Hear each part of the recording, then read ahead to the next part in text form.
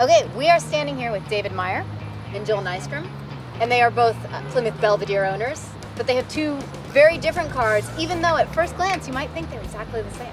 All right, let's start with you, Joel. So you have the 1967 Plymouth Belvedere GTX, which is right behind us. Right.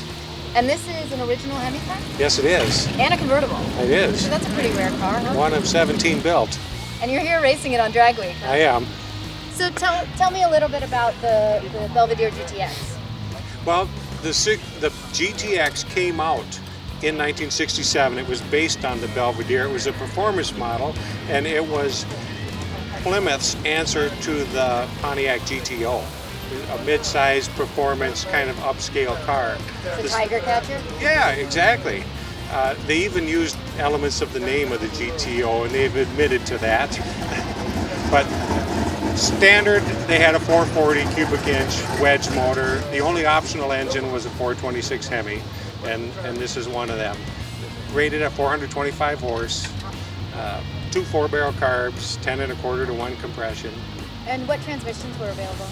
727 automatic or a 4-speed 833 Mopar manual. Were there any other upgrades that happened with the GTX, a different suspension or anything like that? Yeah, they had heavy-duty suspension, heavier shocks, bigger sway bars and torsion bars.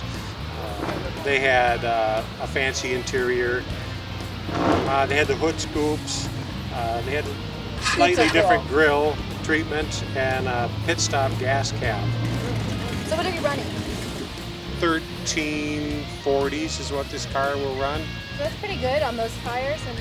Well, I put slicks on it because the Drag Week rules require that, but you know, it's a bone stock car. I'll be honest, since I've had this car, I've never even removed a spark plug or a valve But they're cover. so easy on a Hemi. I mean, I would do it just because it was so easy. Well, both times that I brought it to Drag Week, it was a last-minute Plan B car, so I just last year when I brought it, I was prepared to do work to make it faster.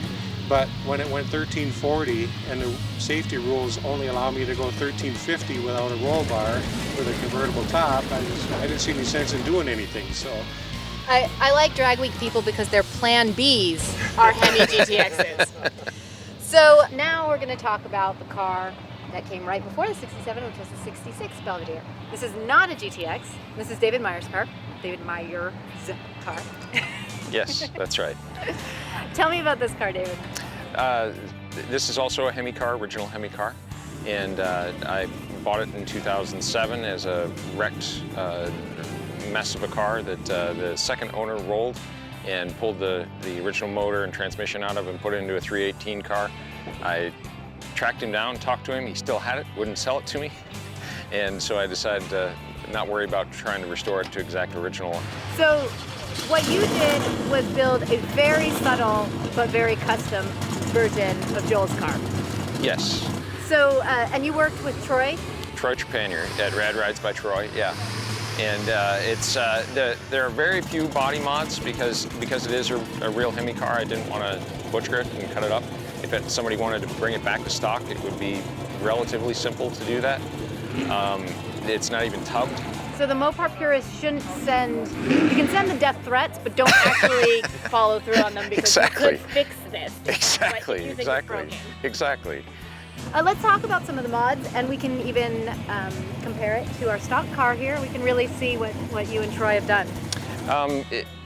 Again, a lot of them, are, at least cosmetically, are pretty subtle.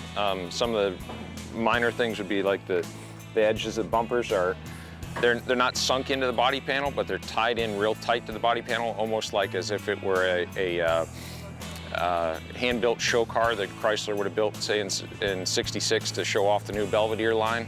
The bumper bolts are removed, and so they're studs on the back. Even the color of the chrome is different because this is actually nickel-plated rather than chrome-plated.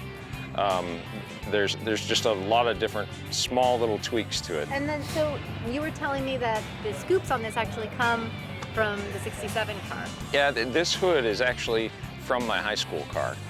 The very first car I bought was a '66 Plymouth Belvedere, and it had this hood on it already that somebody else had already installed. and I just liked the look of the scoops, and so we took it off my high school car and put it on this car. Normally 66 would just have a flat hood? Right, No exactly. scoops. Yeah, you gotta have scoops. Exactly, even though they're non-functional, but hey, they still look cool. You can always drill some holes in them. Yeah. In fact, I'm surprised Troy let you buid a hood that had a non-functional hood scoop on it. Well, it's hard to make it functional given that the air intake on this car is actually in the trunk. Why is the air intake in the trunk? Because it's twin turbocharged and the turbos are mounted behind the rear wheels. And so the air comes in through the back and then is plumbed in a quite complicated way, including going through the rocker panels, through an intercooler, and then back into the motor. So. See, I told you it was subtle. You weren't expecting that, were you? Very cool. Well, thank you guys for showing off the cars. I think they're both really neat in totally different ways.